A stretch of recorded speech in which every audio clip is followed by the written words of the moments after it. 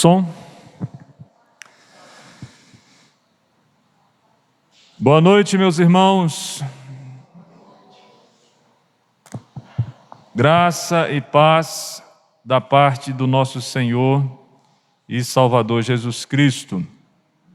Amém? Um prazer estar de retorno ao convívio da igreja. Trago, por parte da Igreja Presbiteriana do Nordeste, um abraço para os irmãos. Tá bom? Especialmente a Igreja Baiana. Meus queridos irmãos, nós vamos dar início nessa noite à nossa reunião de culto. Queria chamar a sua atenção aqui para um momento de oração. Você fechasse aí os seus olhos, se colocasse, diante de Deus, suplicando que Ele venha ao seu encontro e que Ele venha abençoar a todos nós. Vamos orar?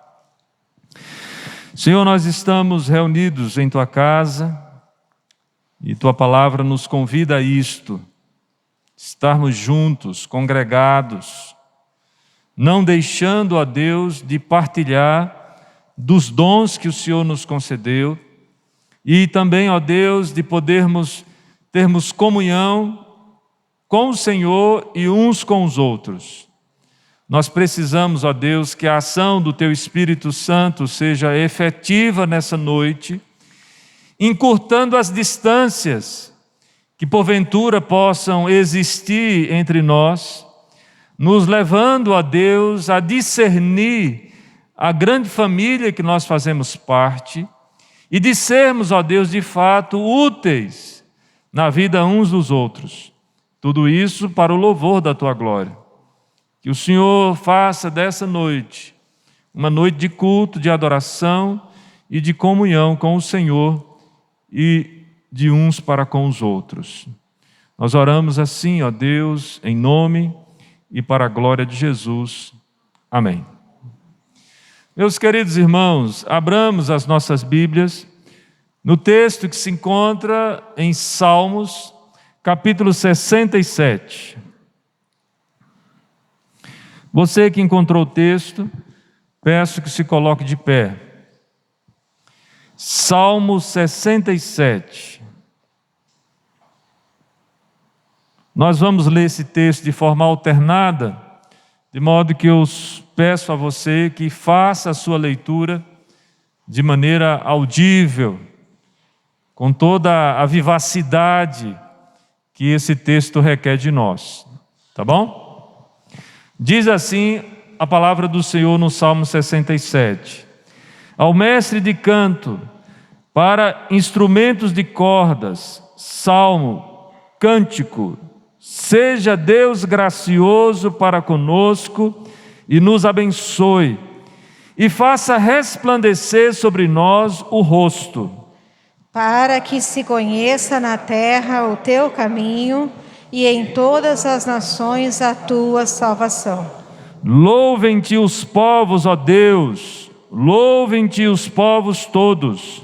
Alegrem-se e exultem as gentes, pois julgas os povos com equidade e guias na terra as nações. Louvem-te os povos, ó Deus, louvem-te os povos todos. A terra deu o seu fruto, e Deus, o nosso Deus, nos abençoa. Abençoe-nos, Deus, e todos os confins da terra o temerão. Podem sentar, queridos.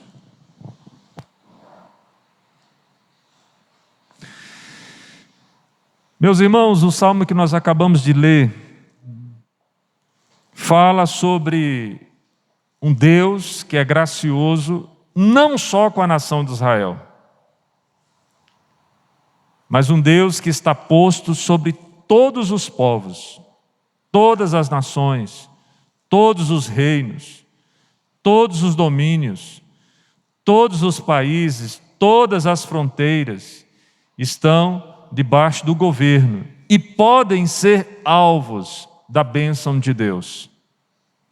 O salmista, quando ele inicia suplicando pela graça do Senhor, seja Deus gracioso para conosco, que nos abençoe e faça resplandecer seu rosto sobre nós, ou seja, uma bênção, que é proferida inclusive no livro de Números, ele vai dizer no verso 2: para que se conheça na terra o teu caminho, e em todas as nações a tua salvação. Interessante considerarmos, porque logo no coro, no verso 3 e no verso 5, o convite ao louvor não se limita à nação de Israel. Ele diz, verso 3 e verso 5, louvem-te os povos, ó Deus, louvem-te os povos todos. O que é que nós aprendemos com isso? Meus amados, nós precisamos entender o conceito de ser igreja.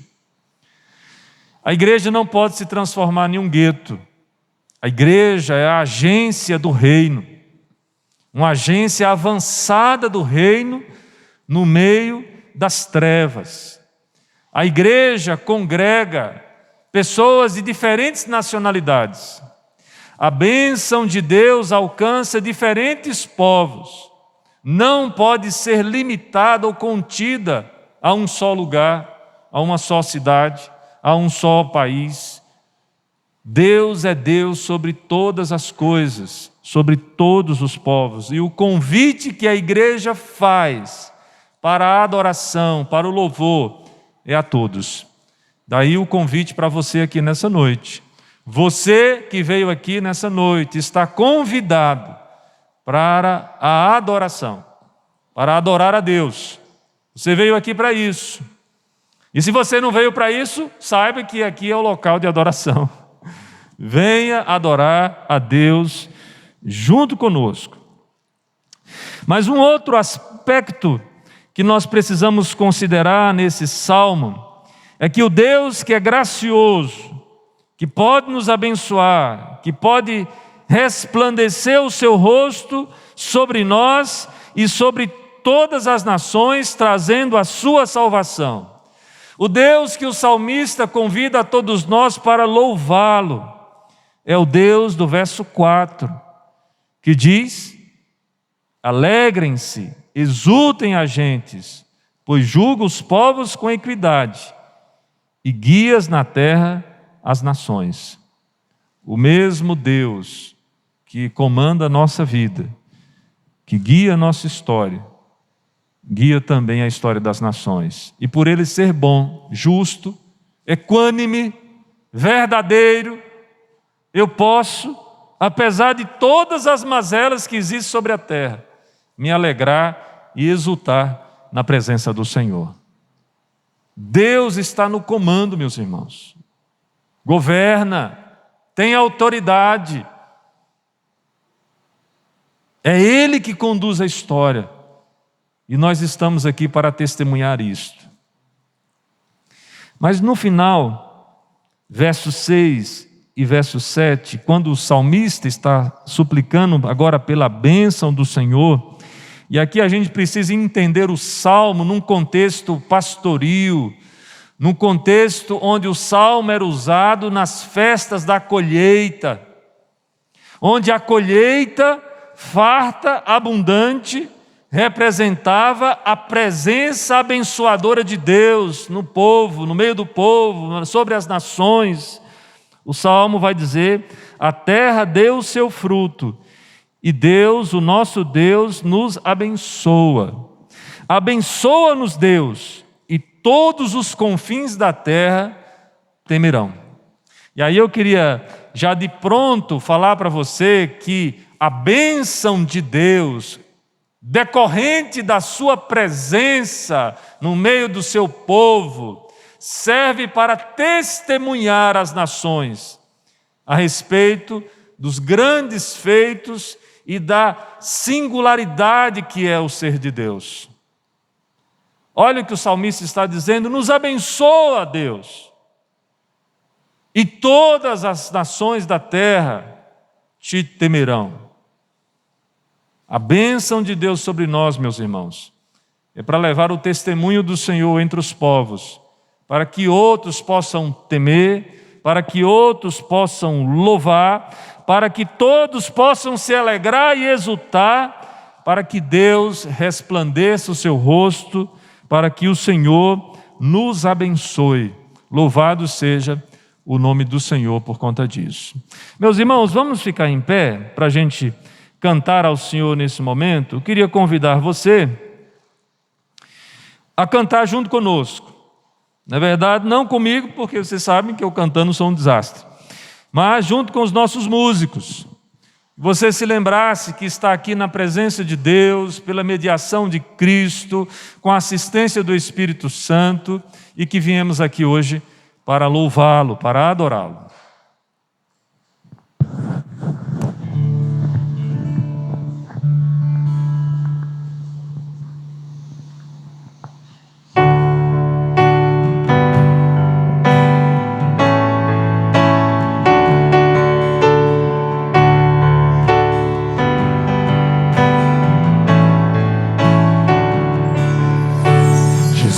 Em tua presença reunimos-nos aqui, contemplamos tua face e rendemos-nos a ti, pois um dia a sua morte trouxe vida a todos nós e nos deu completo acesso ao coração do Pai. Jesus, em tua presença, reunimos-nos aqui, contemplamos tua face e rendemos-nos a ti, pois um dia a sua morte trouxe vida a todos nós e nos deu completo acesso ao coração do Pai. O véu que separava já não separa mais. A luz que outrora apagada agora brilha e cada dia brilha mais. Só pra te adorar e fazer teu nome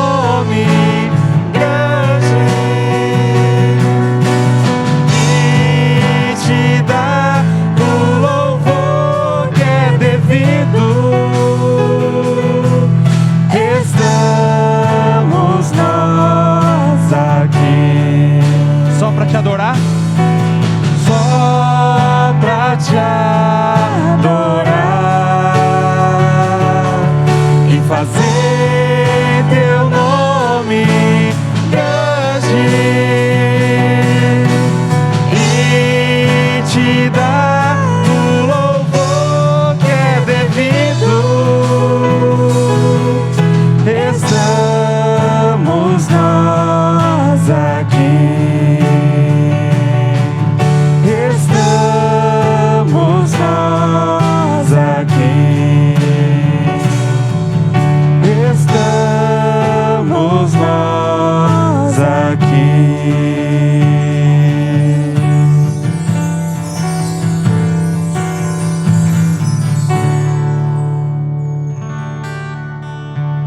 Poder sentar, queridos. Irmãos, volte aí na sua Bíblia um pouquinho do Salmo 67. Salmo 66, verso 8. Desculpe, verso 20, não 8. 66, 20. O texto diz assim: Bendito seja Deus que não rejeita a oração, nem aparta de mim a sua graça. O que é que necessariamente esse texto nos informa? Primeiro, esse salmista está bendizendo ao Senhor, falando bem sobre Deus. Eu sei que nós temos o hábito por vida de falar mal das pessoas, e isso é feio da nossa parte, é pecaminoso. A palavra do Senhor nos convida a bendizermos, mas em especial bendizermos a Deus. Falemos bem do nosso Criador e do nosso Salvador, nosso Senhor. Mas o salmista, no verso 20 do Salmo 66, coloca que Deus não rejeita a oração e nem aparta de nós a sua graça. O que é que necessariamente significa?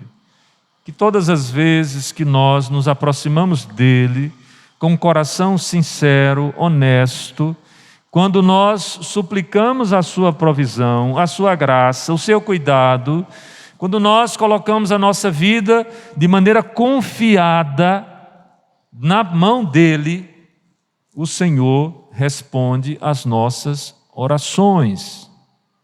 Deus age desta maneira, Ele se agrada da nossa súplica, Ele tem prazer em nos abençoar, uma vez que nós estamos em paz com Ele através de Cristo. Veja o privilégio que nós temos como igreja, meus irmãos. Pela manhã aqui nós oramos pela vida da família do presbítero Plínio, a nossa irmã Selma, a Gesiane. Nós gostaríamos que os irmãos também se lembrassem de orar pela família da nossa irmã Edna, diácono Amarildo, a Isabela e todos os demais familiares. Mas queríamos lembrar também os irmãos de orar pela saúde do presbítero Jonas. O presbítero Jonas está enfermo já há alguns dias, se eu não me engano ainda hospitalizado, já está em casa, graças a Deus por isso. E também lembrássemos de orar pela dona Ilse, que os irmãos não se esquecessem disso. E nessa noite em especial nós agradecemos ao Senhor pela recuperação prodigiosa do nosso jovem presbítero Júnior, que estava com algumas complicações de coluna, mas nada como uma canjinha quente, e o cuidado da Tainá para ele ficar bem, com a graça de Deus, é claro, agindo na vida dele. Meus irmãos, vamos orar nesse momento. Se os irmãos se lembrarem de mais alguém que se encontra enfermo, que os irmãos pudessem colocar aí na sua oração, suplicando a Deus que pudesse resplandecer o seu rosto sobre nós e ser gracioso sobre nós, nos abençoando, conforme diz o Salmo 67. Vamos tirar um momento de oração, todos na igreja.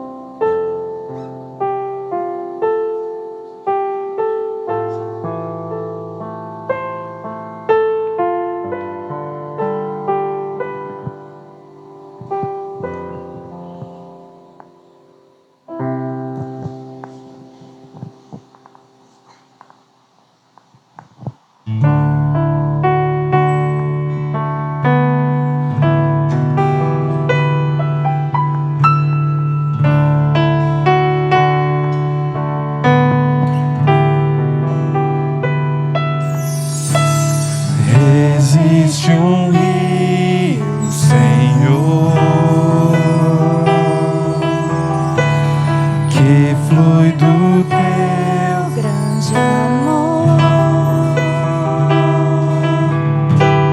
Águas que correm do trono, águas que curam, que limpam.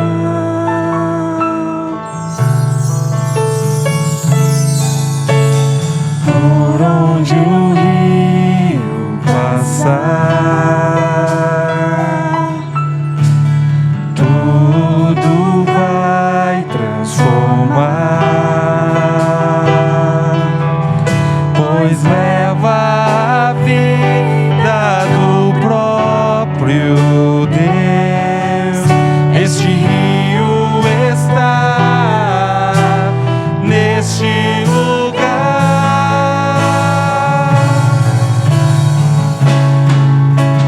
Quero beber do teu rio, Senhor. Sacia minha sede, lava o meu interior. Eu quero fluir em tuas águas. Eu quero beber da tua fonte, fonte de águas vivas. Tu és a fonte, Senhor.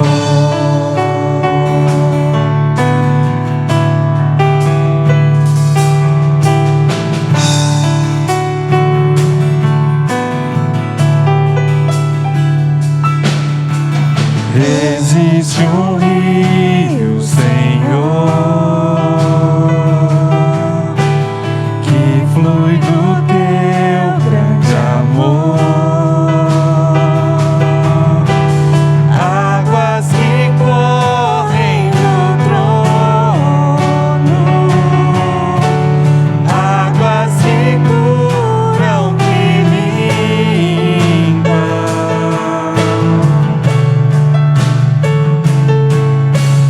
Por onde o rio passar, tudo vai transformar,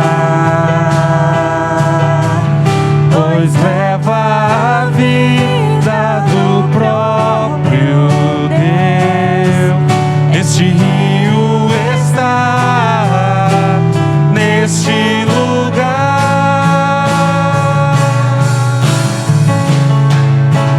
Quero beber do teu rio, Senhor. Sacia minha sede, lava o meu interior. Eu quero fluir em tuas águas. Eu quero beber da tua fonte, fonte de águas vivas. Tu és a fonte, Senhor. Tu és o rio, Senhor. Tu és a fonte, Senhor. Tu és a fonte, Senhor.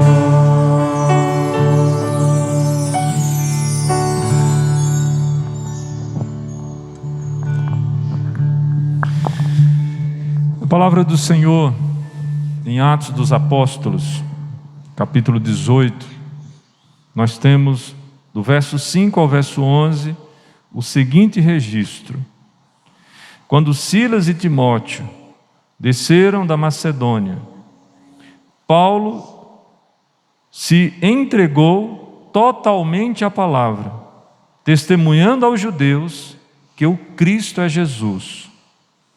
Opondo-se eles e blasfemando, sacudiu Paulo as vestes e disse-lhes: sobre a vossa cabeça o vosso sangue. Eu dele estou limpo, e desde agora vou para os gentios. Saindo dali, entrou na casa de um homem chamado Tício Justo, que era temente a Deus, a casa era contígua à sinagoga. Mas Crispo, o principal da sinagoga, creu no Senhor com toda a sua casa. Também muitos dos coríntios, ouvindo, criam e eram batizados. Teve Paulo durante a noite uma visão em que o Senhor lhe disse: não temas, pelo contrário, fala e não te cales, porquanto eu estou contigo, e ninguém ousará fazer-te mal, pois tenho muito povo nessa cidade. E ali permaneceu 1 ano e 6 meses, ensinando entre eles a palavra de Deus. Impressionante como Paulo foi usado por Deus para falar de Cristo. Mas impressionante é o Deus de Paulo, que faz com que ele mantenha essa ousadia e essa disposição de falar de Cristo, mesmo com oposição e blasfêmias contra ele, contra o ministério, consequentemente contra o próprio Cristo. Meus irmãos, nós que somos igrejas, fomos chamados a testemunhar a respeito de Cristo e da sua obra maravilhosa. Devemos fazer isso com ousadia, com desprendimento, todos nós. Não se terceiriza isto. O pastor não é responsável por isso. Ele é responsável tanto quanto você. A pregação é da igreja. Todos nós estamos imbuídos a falar de Cristo, para todos que estão à nossa volta. A igreja precisa se manter consciente disso. E lembre-se, é o próprio Deus que vai nos dar graça para que nós não mais temamos. Olha só o que diz o verso 9 na visão que Paulo obtém: não temas, pelo contrário, fala e não te cales, porque eu estou contigo, e ninguém ousa fazer-te mal, pois tenho muito povo nesta cidade. Deus está agindo e reunindo o seu povo. Meus irmãos, nós somos de Cristo. Nós não pertencemos a uma agremiação política partidária. Nós não pertencemos a algum tipo de ideologia, de filosofia. Nós não somos pertencentes nem mesmo a nós mesmos. Nós pertencemos a Cristo. E o que se processou em nós nos faz diferentes de toda a humanidade, porque o sangue de Cristo foi derramado na minha vida e na sua vida, para o louvor da glória de Deus. Nesse momento nós vamos cantar esse último cântico. Também em atitude de culto nós devolveremos os nossos dízimos e as nossas ofertas, consagrando o que somos e o que temos ao Senhor. Mas lembrando sempre, nada é mais precioso e mais importante do que o sangue de Cristo derramado na cruz por mim e por você. Essa era a temática da pregação do apóstolo Paulo, que ficou aqui durante 1 ano e 6 meses, ensinando a eles a palavra de Deus. Vamos cantar? Nesse instante, também devolveremos nossos dízimos e as nossas ofertas.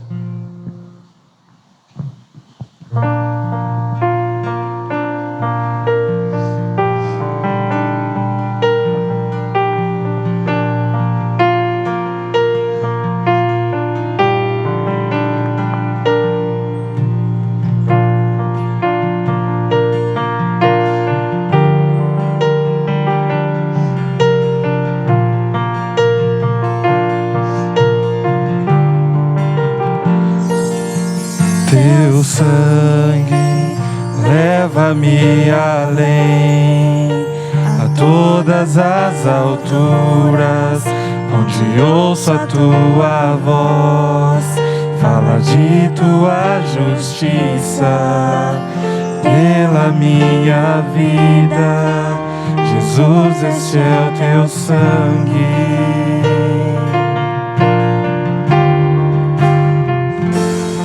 Tua cruz mostra a tua graça, fala do amor do Pai, que prepara para nós um caminho para Ele, onde eu posso me achegar somente pelo sangue.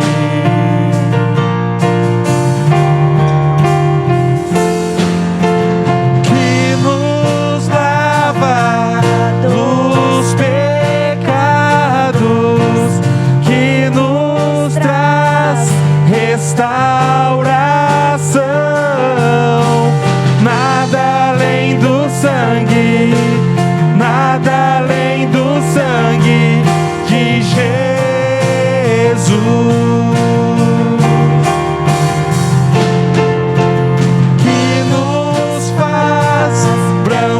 Como a neve, aceitos como amigos de Deus.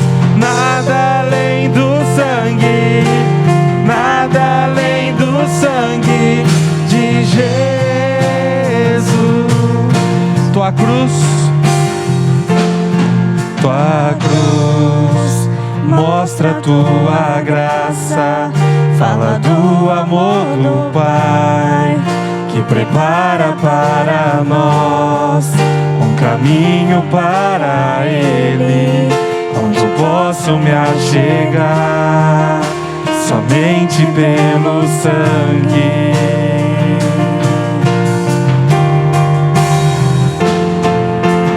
Que nos lava dos pecados, nos traz restauração. Nada além do sangue, nada além do sangue de Jesus,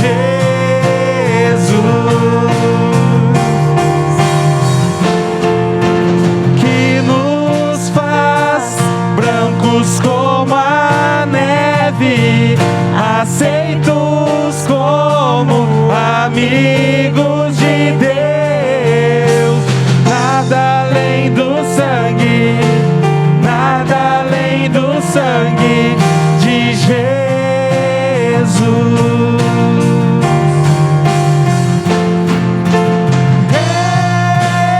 Eu sou livre, eu sou livre. Nada além do sangue, nada além do sangue de Jesus.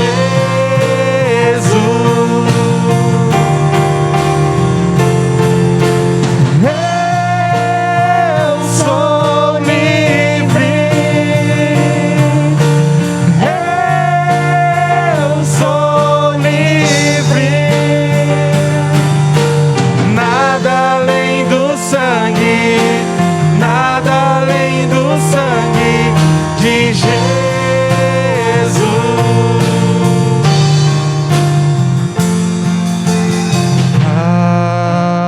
Alvo mais que a neve, alvo mais que a neve. Esse sangue lavado, mais alvo que a neve eu estou. Alvo mais que a neve, alvo mais que a neve. Sim, neste sangue lavado, mais alvo que a neve eu estou.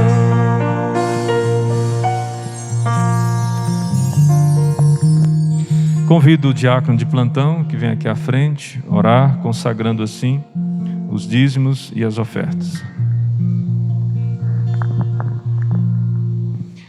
Oramos, irmãos. Senhor Jesus, te agradecemos, Senhor, por esse dia que o Senhor nos deu, Senhor. Agradeço, Senhor, pela oportunidade que temos, Senhor, de estar na tua casa, Senhor. Agradeço, Senhor Jesus, também pela palavra, Senhor, que vamos ouvir, Senhor. Que toque aos nossos corações, Senhor, que possamos sair daqui transformados, Senhor, por Ti, Senhor. Que o Senhor também venha abençoar, Senhor Jesus, esses recursos, dízimos e ofertas, Senhor, que será usado, Senhor, para a Tua obra, Senhor Jesus. Que o Senhor abençoe a cada um ofertante, Senhor Jesus, dizimista, Senhor Jesus. Agradeço por tudo e perdoa, Senhor, nossos pecados. É em nome de Jesus que eu oro. Amém. Meus queridos irmãos, nós passaremos agora o momento da ceia. Vocês podem se sentar por um instante. Convido os presbíteros para estarem junto comigo aqui à frente.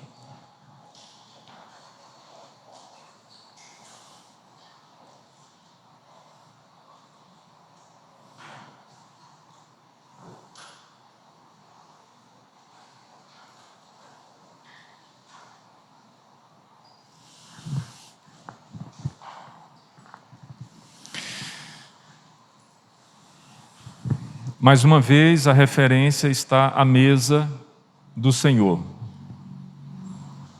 O Senhor Jesus, na noite em que foi traído, ele já se aproximava da cruz.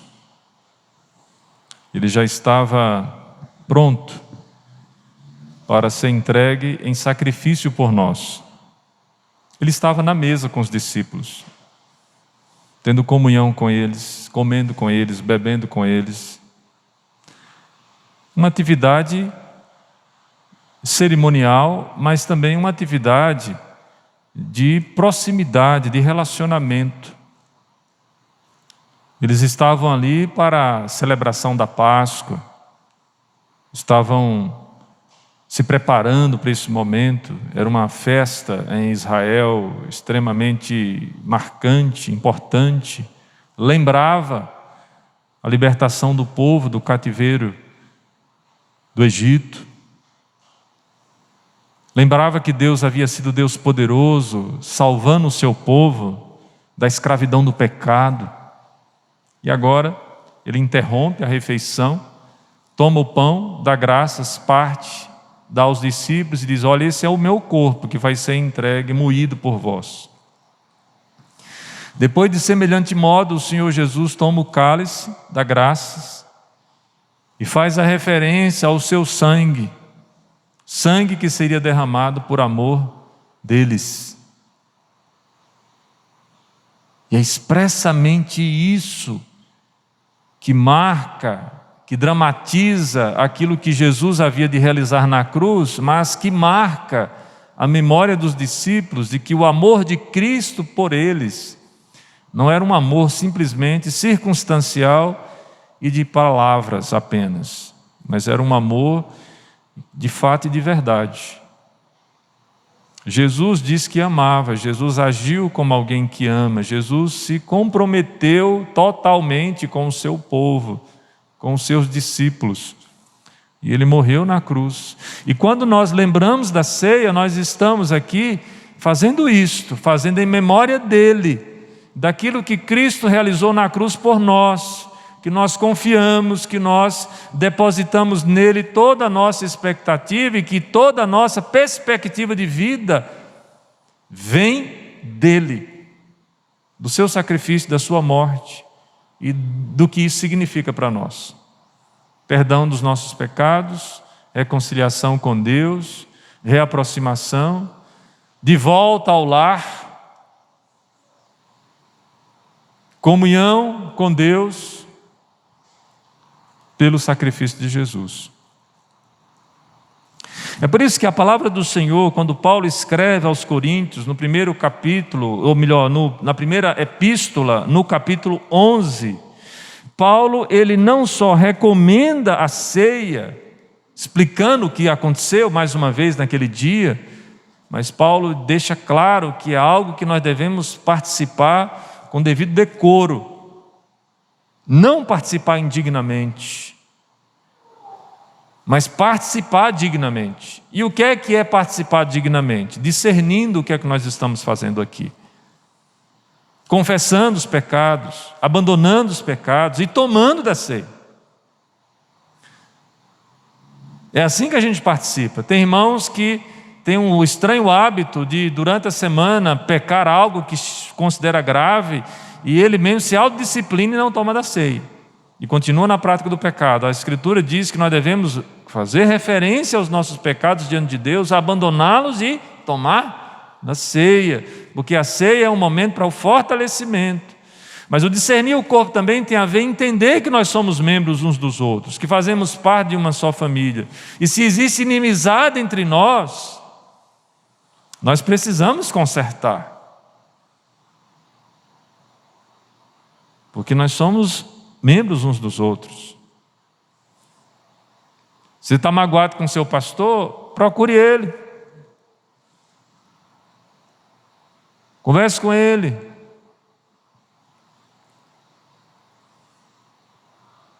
E se o pastor estiver errado, certamente ele vai pedir perdão para você. Embora ele pode nem saber que você está magoado. Se você tem algum irmão que está com seu relacionamento trincado, alerte a ele que ele precisa colocar, porque aqui é o ambiente, meus irmãos, para a comunhão, para estarmos juntos, para não haver mais obstáculos. Nós precisamos entender isso, o discernimento do corpo. Paulo estava conscientizando, inclusive, aqueles irmãos que estavam chegando mais cedo, comendo tudo, e quando os irmãozinhos chegavam, porque sempre tem aqueles que chegam depois do horário, né? Já percebeu isso? Até hoje. E aqueles irmãos chegavam depois e eles não tinham mais o que comer, porque os irmãos já tinham chegado, já tinham se alimentado mais do que era necessário. Somos uma grande família, e se um sofre, todos sofrem. Se um se alegra, todos se alegram, porque pertencemos à família de Deus. A ceia nos lembra isso também, tá bom? Vamos orar? Senhor Deus, nós queremos consagrar as nossas vidas ao Senhor. Confessamos que temos pecado contra Ti, em palavras, pensamentos, ações e omissões, e que são variadas e vexatórias as situações onde nós precisamos não só reconhecer, Senhor, que temos errado, mas que também o Senhor mais uma vez se mostrou complacente e gracioso para conosco. Ó Deus, transforma o nosso ser, para que sejamos a cada dia a semelhança do Teu Filho Jesus. Que o Teu Espírito Santo nos incomode diante daquelas realidades que insistimos em desobedecer, e que nós sejamos, de fato, agradáveis aos Teus olhos, uma vez que estamos com a nossa vida em Teu Filho Jesus e fomos purificados pelo sangue derramado na cruz. Que o nosso viver em decorrência disto possa reproduzir todas as bênçãos que já foram conquistadas pelo Senhor através do sacrifício do Teu Filho.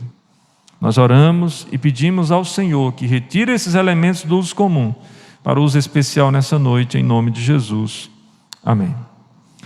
Meus irmãos, essa não é a mesa da Igreja Presbiteriana do Brasil, mas sim a mesa do Senhor Jesus. Portanto, todos aqueles que pertencem a uma igreja genuinamente evangélica e que estão em comunhão com as suas igrejas podem tomar parte nesse momento junto conosco. Vamos ficar em pé. Os irmãos que vão participar da ceia, os presbíteros vão distribuir. A utilização da cápsula, eu acredito que já é de conhecimento de todos. Se você vê alguém aí que não tem traquejo com a cápsula, ajude, oriente. É só abrir os dois compartimentos no sentido horário. É isso? Anti-horário. No sentido anti-horário. Não precisa botar força, senão você vai quebrar. Tá? Você pode abrir no sentido anti-horário, comer o pão, beber o vinho, ou suco de uva que está aqui, e depois orar, agradecendo ao Senhor pelo sacrifício do seu Filho na sua vida.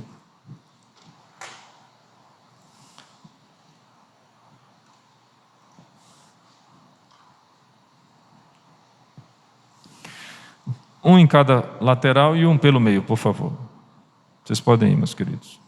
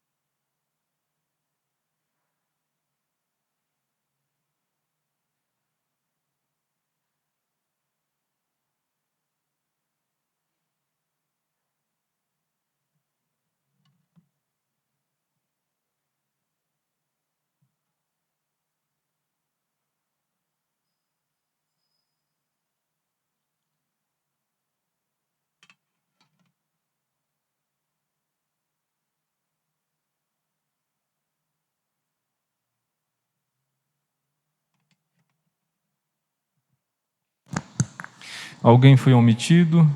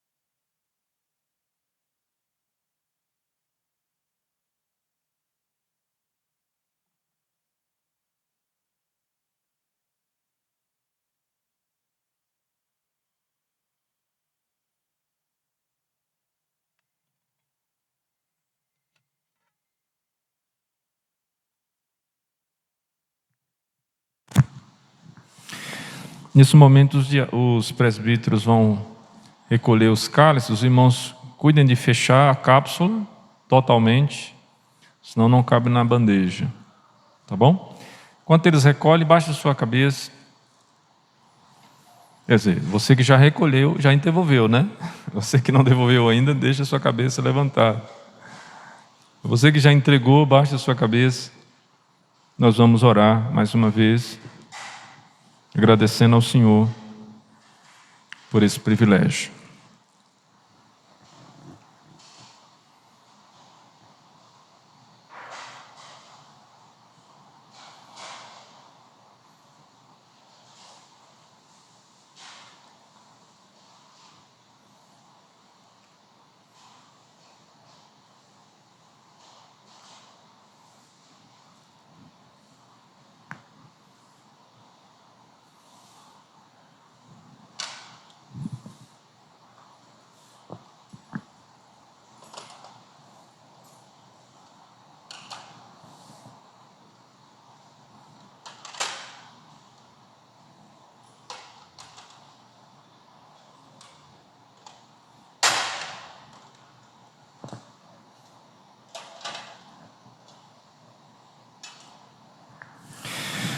Aqui estamos nós mais uma vez, ó Deus, agradecidos pelo privilégio de tomarmos parte na Tua mesa, mas devidamente ansiosos para que o Senhor venha e nos leve a compreender as implicações práticas de fazermos parte da Tua igreja. Nós precisamos, ó Deus, desenvolver a nossa salvação com temor e tremor. Em Tua presença nós suplicamos, em nome de Jesus. Amém. Os irmãos podem se sentar, muito obrigado. Meus irmãos presbíteros.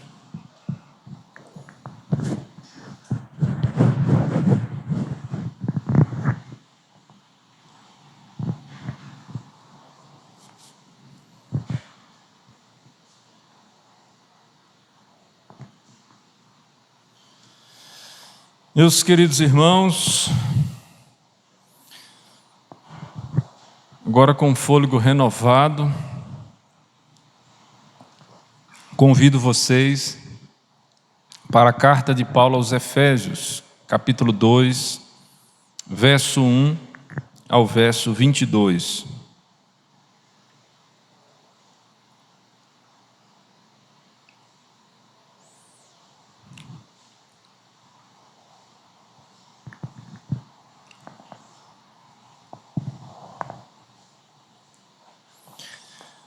A palavra do Senhor na carta de Paulo aos Efésios, capítulo 2, do verso 1 ao 22, verso 11, né?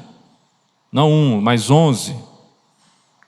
Efésios, capítulo 2, verso 11 até o verso 22, vai nos dizer assim: portanto, lembrai-vos de que outrora vós, gentios na carne, chamados incircuncisão por aqueles que se intitulam circuncisos na carne, por mãos humanas, naquele tempo, estáveis sem Cristo, separados da comunidade de Israel e estranhos às alianças da promessa, não tendo esperança, sem Deus no mundo.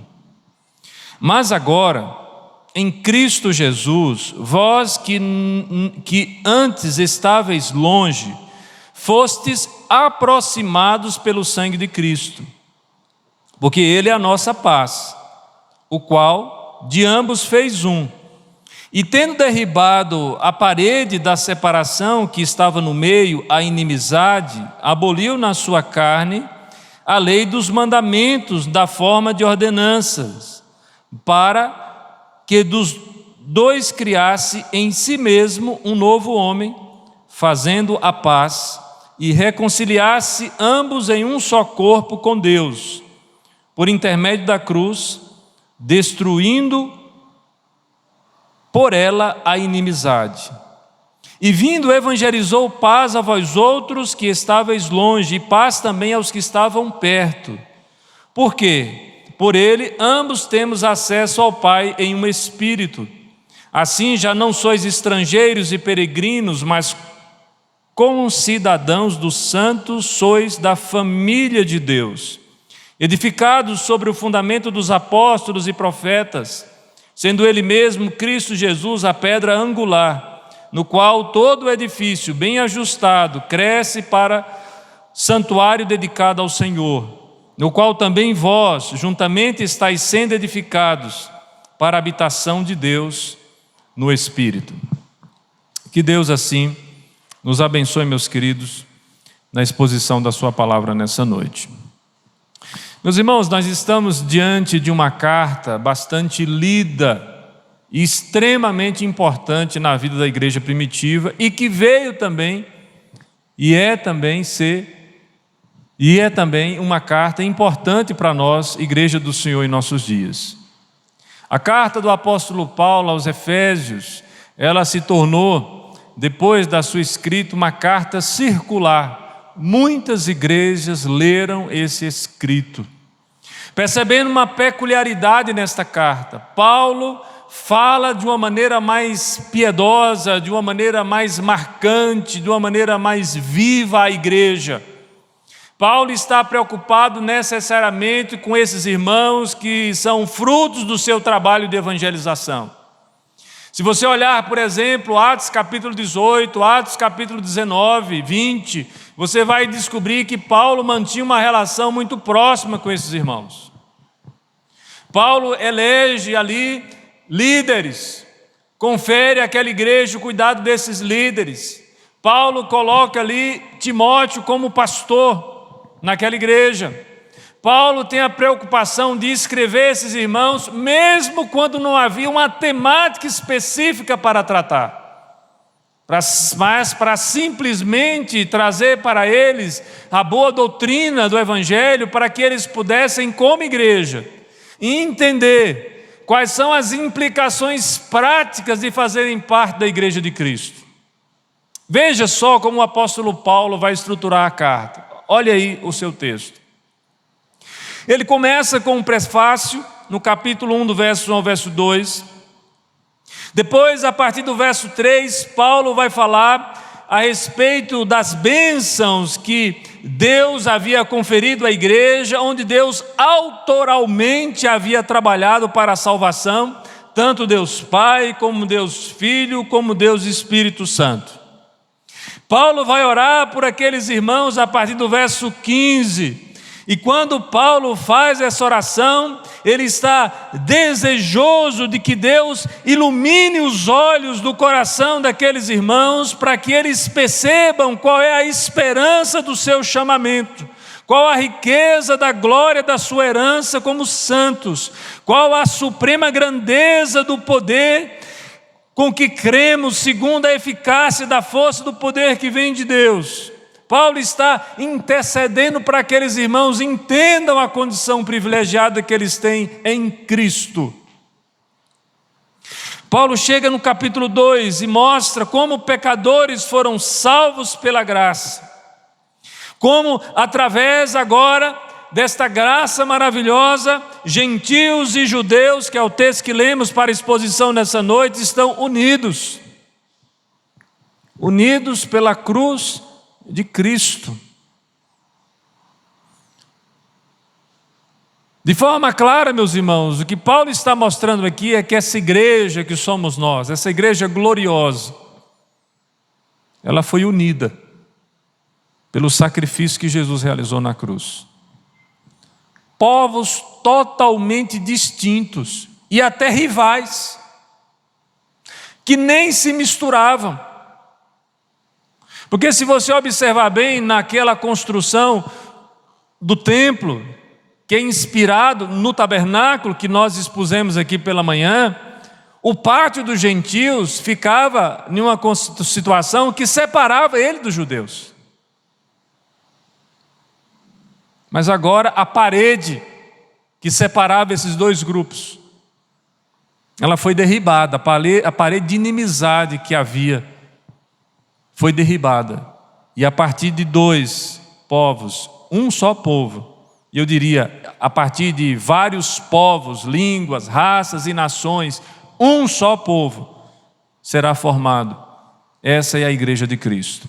Paulo chega inclusive aqui nesse trecho que nós lemos a falar categoricamente que aqueles irmãos agora foram constituídos como família de Deus e co-cidadãos dos santos. Está lá no verso 19 de Efésios capítulo 2. Portanto, a condição que eles galgaram em Cristo é uma condição privilegiadíssima. Então, esta igreja que foi constituída a partir do sangue de Cristo, do sacrifício de Cristo, essa igreja também foi reconciliada com Deus, e essa igreja agora forma uma só família, e fazem parte do mesmo grupo. Não pode haver distinção entre judeus e gentios mais, porque a igreja de Cristo, ela reúne os seus eleitos entre todos os povos e nações e raças. Essa é a primeira e grande lição que nós encontramos nesse texto. Portanto, ou seja, uma vez que nós somos feitura dele, criados em Cristo Jesus para as boas obras, as quais Deus de antemão preparou para que andássemos nelas, portanto, em consequência da maneira maravilhosa como Deus nos tirou da morte para a vida, nós que estávamos mortos em nossos delitos e pecados e agora temos vida com Deus. Nós que antes andávamos segundo o curso desse mundo, orientados pelo príncipe da potestade do ar, nós que agora obedecemos a Deus, nós somos unidos através do sangue de Cristo. O que nos une é o sangue de Cristo. Não é a assinatura, não é a família que nós somos procedentes, não é se nós somos italianos ou mexicanos, não é se nós somos brasileiros ou chilenos, mas é se nós somos de fato comprados pelo sangue do Senhor Jesus. Se nós fomos, nós fazemos parte de uma só família. E é interessante que o apóstolo Paulo no verso 11, ele vai dizer, e vai lembrar aqueles irmãos, lembrai-vos de que outrora, vós, gentios na carne, chamados incircuncisão por aqueles que se intitularam circuncisos na carne por mãos humanas, naquele tempo vocês estavam sem Cristo, separados da comunidade de Israel, estranhos às alianças da promessa, não tendo esperança e sem Deus.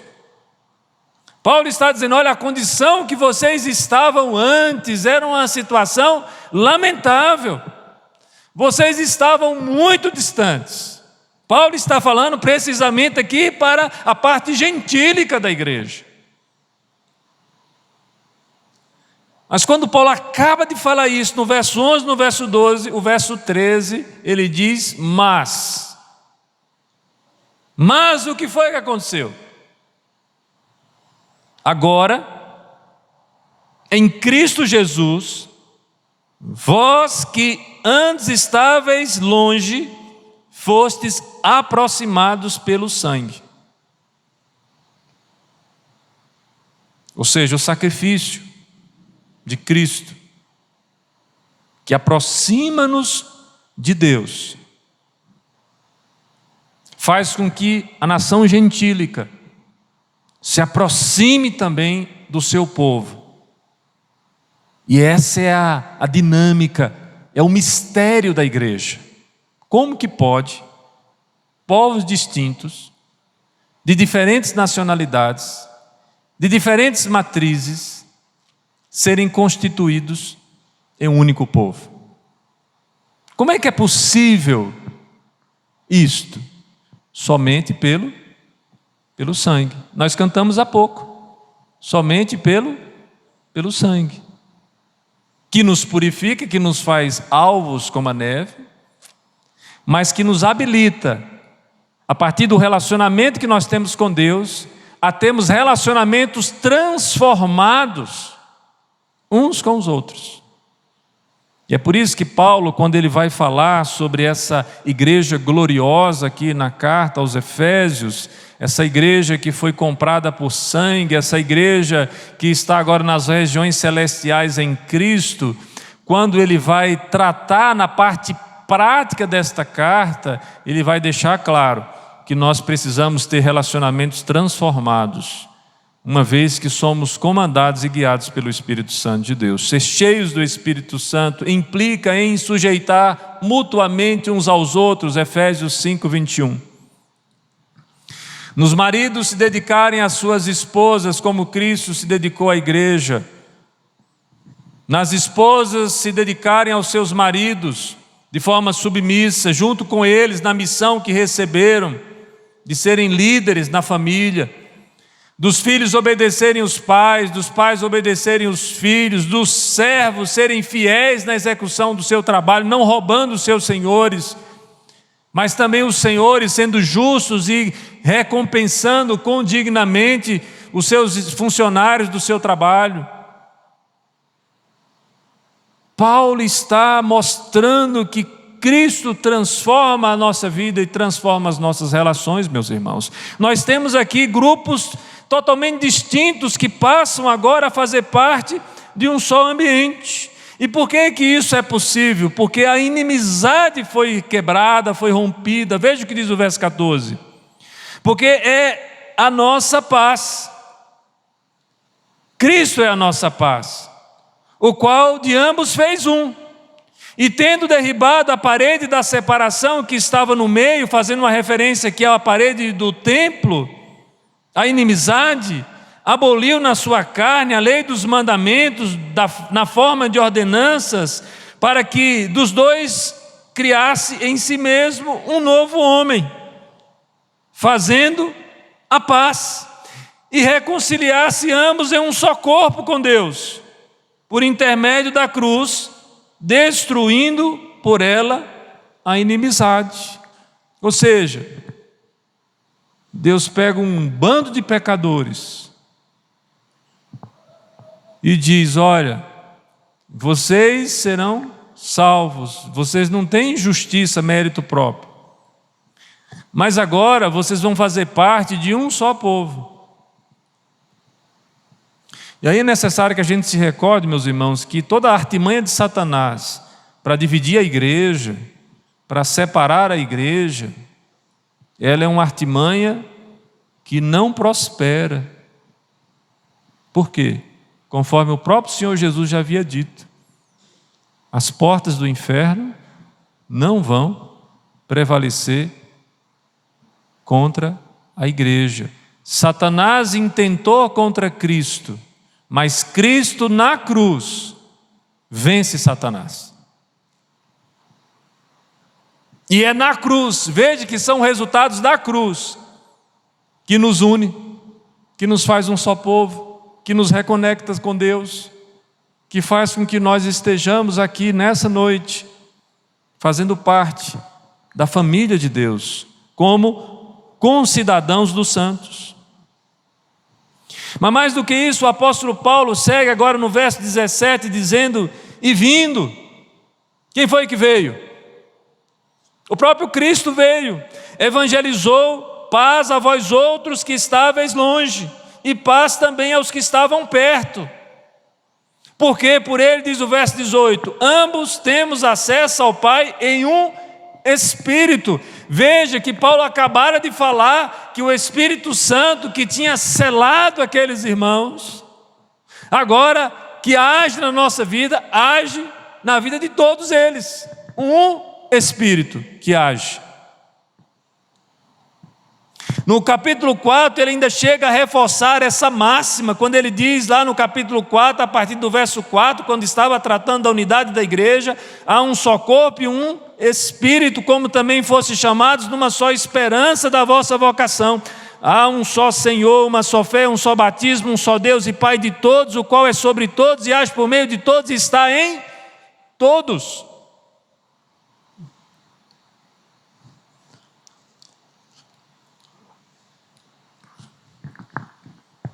De ambos fez um, e ambos temos acesso ao Pai em um Espírito.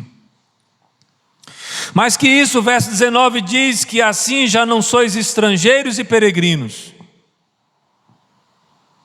Veja que aquele senso de não pertencimento que eu referi aqui na manhã fazia parte do coração dos gentios. Eles se sentiam estrangeiros e peregrinos.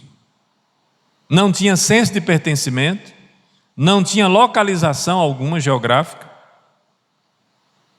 Eles não se sentiam parte. Mas agora, concidadãos dos santos, família de Deus. Você sabe o que é que está em família? Sabe o que é que significa estar em família? Interessante, eu estava observando isso quando eu chego em casa, nesses períodos de férias. Família é um negócio maravilhoso, sabe? Porque a gente se alegra, a gente festeja, a gente briga entre a gente, e daqui a pouco a gente está junto novamente. É interessante isso. Mas na família a gente não precisa falar muita coisa. Por quê? A gente não precisa falar muita coisa. Porque cada um já conhece o jeito que cada um tem. Não é verdade? É engraçado porque só no ambiente familiar é que a gente se revela como a gente verdadeiramente é. Você já percebeu isso? Quando a gente vem para a igreja, a gente usa uma máscara, não é assim? Eu não estou falando só essa máscara que você está usando literalmente aí. Nós criamos um personagem às vezes, no ambiente institucional da igreja, no ambiente religioso, e mostramos uma coisa, mas quando nós estamos em família, aí nós nem usamos essa máscara física, nós estamos totalmente livres, liberados, e nós mostramos quem realmente nós somos. É interessante isso.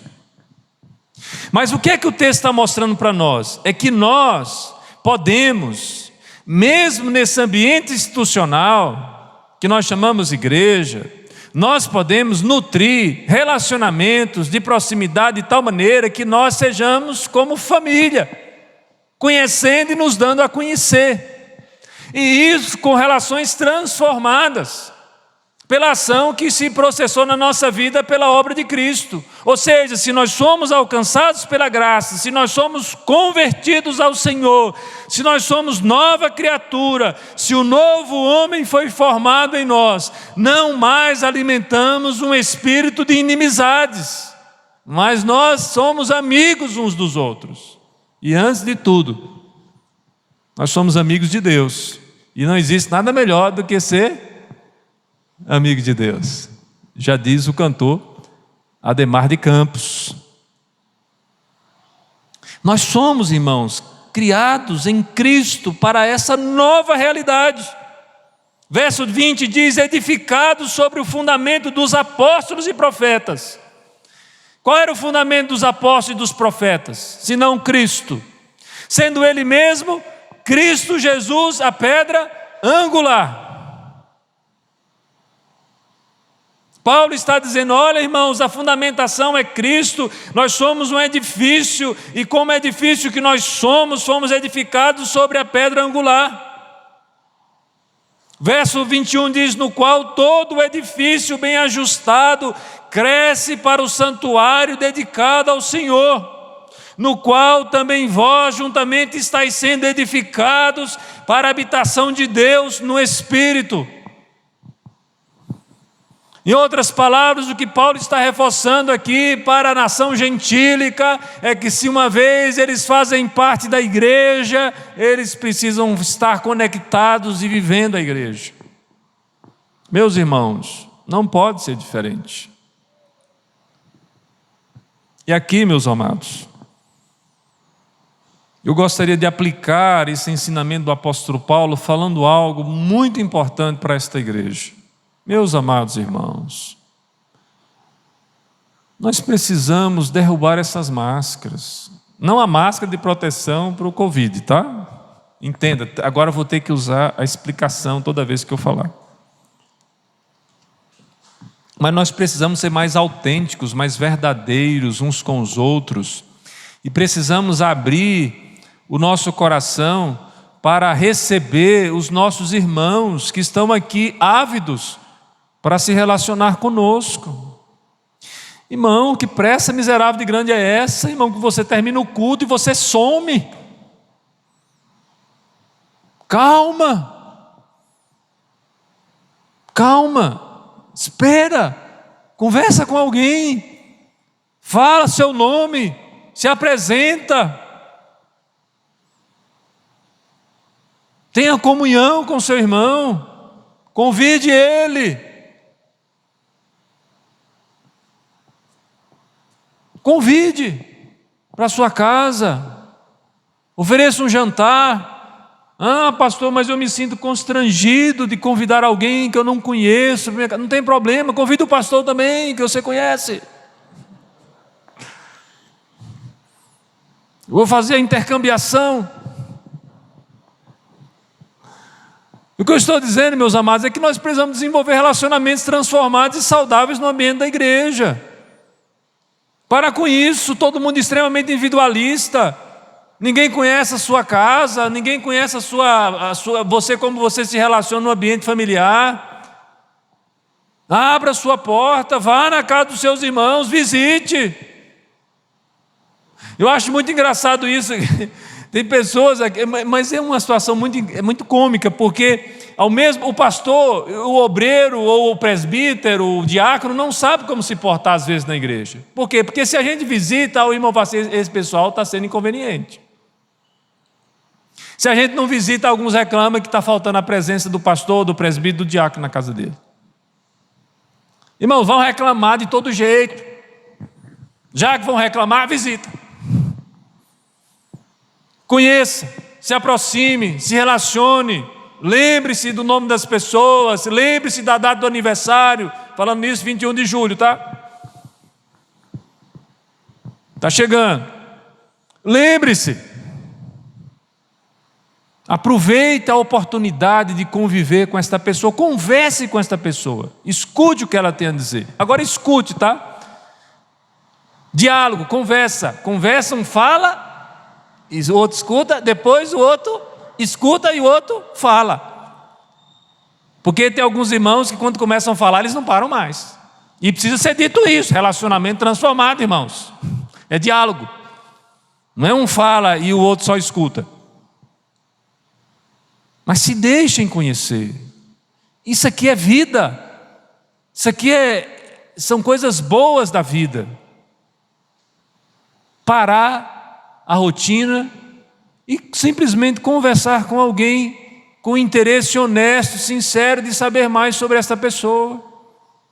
Às vezes nós nos isolamos na igreja. Você sabia disso? Que nós que nos isolamos. Alguns reclamam, olha pastor, as pessoas não me amam, pastor, as pessoas não me dão atenção, as pessoas não falam comigo. Meu amado, você fala com as pessoas. Para com isso, para com esse sentimento de vitimização. Não tem ninguém melhor do que ninguém aqui não. São todos comedores de feijão, todos pecadores, carentes da graça de Deus. A graça que assiste ao seu irmão é a mesma graça que assiste você. Vocês foram introduzidos na família de Deus, vocês foram aproximados de Deus. Vocês que estavam mortos em delitos e pecados, vocês agora têm vida em Cristo. E quando a gente tem vida, a gente celebra. Eu espero que 2022 seja um ano de celebração, meus irmãos. Que os irmãos usem os dons que vocês têm para fazer da igreja um ambiente saudável, um ambiente relacional, um ambiente cheio da presença do Senhor. Amém?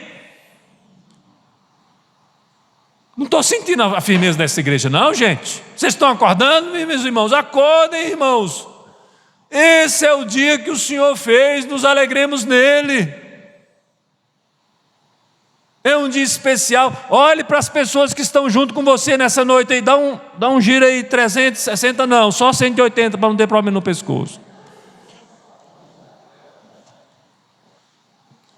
Você sabe o nome dessas pessoas?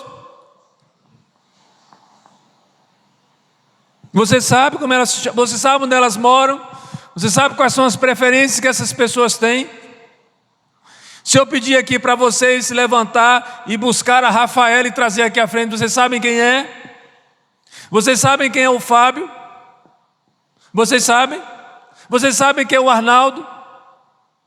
Quem é o Edivando?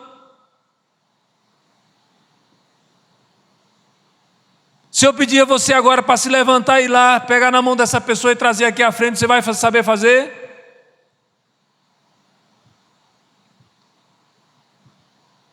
Você sabia que tem um Adam aqui? Você sabia que existe um presbítero chamado Wellington?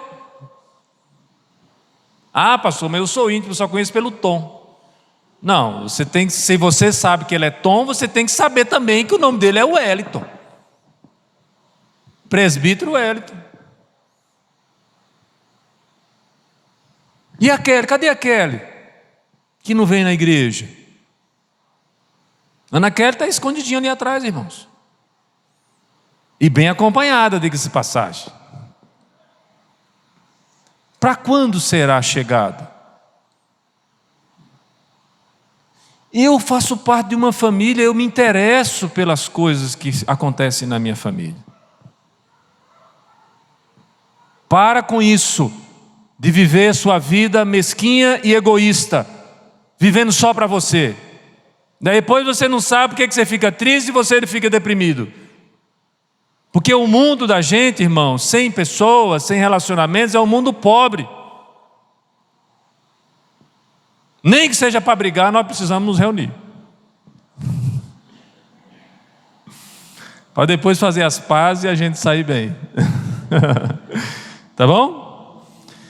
Então essa é a aplicação que eu faria. E concluindo, meus amados irmãos, nós sabemos que essa dinâmica que nós encontramos na igreja, nós que somos habitados pelo Espírito Santo de Deus, nós temos muitos dons, muitas capacidades.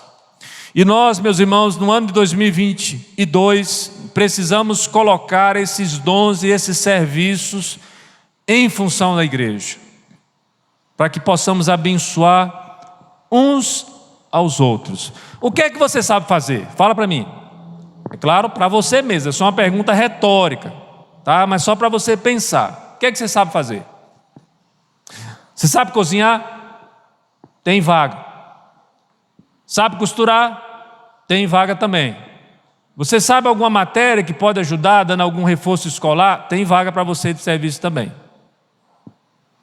Você é bom na área de esportes? Precisamos de alguém nessa área também. Você é alguém que mexe tem facilidade com tecnologia? Você consegue abrir um celular, tirar uma foto, gravar um vídeo, fazer uma transmissão nas redes sociais? Nós estamos precisando também. Você sabe mexer em cabo, em eletricidade? Nós estamos precisando. Irmãos que entendem de decoração, de design, de ambiente, estamos precisando também. Estamos precisando dos talentos que você tem algum dom, algum talento, sabe fazer alguma coisa, nós estamos precisando de você. Aí você fala assim, mas eu sou apicultor, pastor. O que é que o apicultor pode contribuir? Você pode adoçar a nossa vida, meu irmão.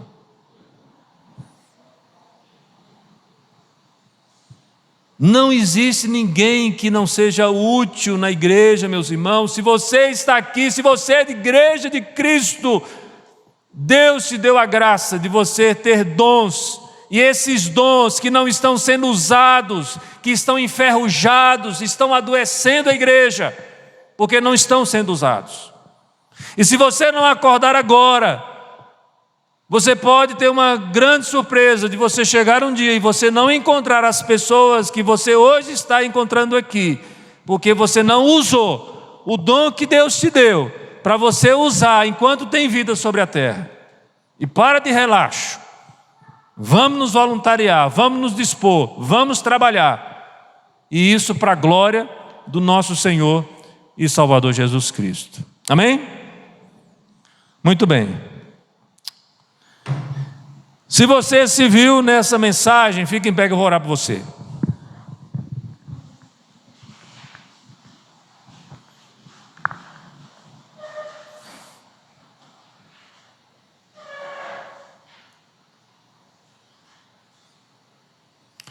Senhor Deus, nós confessamos diante do Senhor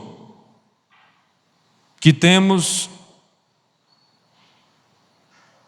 sido extremamente negligentes, ó Deus, no que diz respeito ao quesito da unidade, de sermos uma só família, um só povo. Nós estamos distantes uns dos outros. Precisamos que o Senhor nos ajude para que nosso esforço possa ter resultado,